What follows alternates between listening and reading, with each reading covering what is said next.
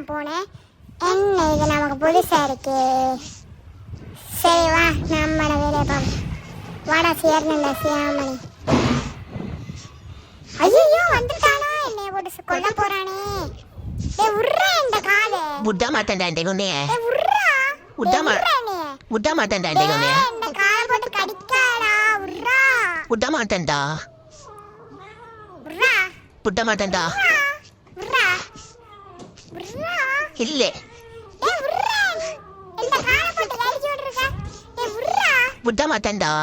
டேய் கடிக்காடா உர்றா. விட மாட்டேன்டா டாபே. கடிக்காடா.